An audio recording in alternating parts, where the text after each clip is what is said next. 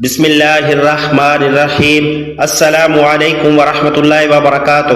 کچھ دنوں پہلے میرے پاس ایک شخص آئے اور کہنے لگے کہ صاحب میری شادی کو تقریباً 3 سال کا عرصہ ہو گیا ہے اور الحمدللہ میری ایک بیٹی بھی ہے۔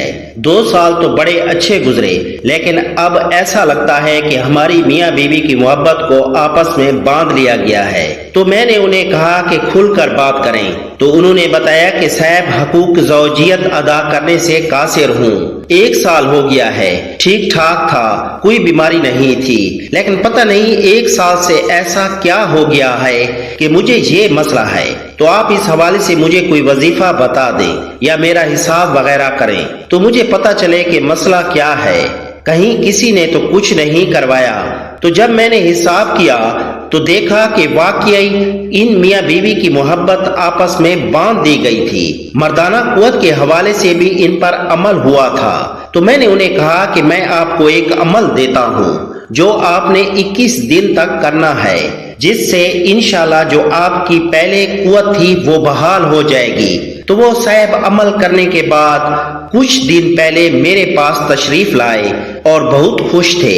انہوں نے بتایا کہ صاحب ابھی 21 دن پورے بھی نہیں تھے، 7 دن بعد ہی میرے مسائل حل ہونے لگے۔ اب میں جیسے پہلے تھا تقریباً ویسے ہی ہو چکا ہوں۔ آپ کے اس عمل سے مجھے بہت فائدہ ہوا۔ یہ وظیفہ ان لوگوں کے لیے ہے جن کو مردانہ کمزوری کے حوالے سے مسائل ہیں اور وہ حقوق زوجیت ادا نہیں کر پا رہے۔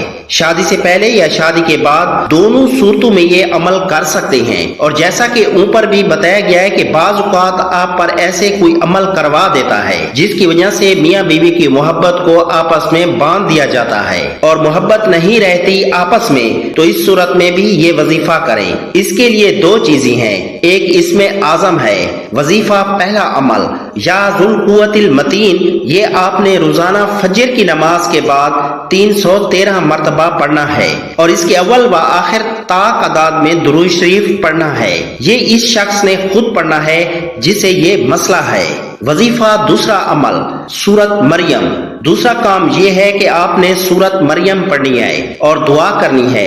اگر مرد خود نہیں پڑھ سکتے کسی وجہ سے تو اپنی بیوی کو کہیں کہ وہ پڑھ دے اور پانی پر دم کر کے آپ کو دے دیں تو آپ اس کو پی لیں۔ تو یہ عمل آپ نے کرنا ہے۔ انشاءاللہ تعالی 21 دن کے اندر آپ کو رزلٹ ملے گا اور اللہ کے حکم سے آپ کی شادی شدہ زندگی اچھی اور بہتر ہو جائے گی۔ اس عمل کا صدقہ یہ ہے کہ آپ چینل کو لائک اور سبسکرائب اور بیل کے بٹن کو دبا دیں اور زیادہ سے زیادہ شیئر کریں تاکہ سب کو فائدہ ہو سکے۔ اچھی بات کا پھیلانا صدقہ جاریہ ہے۔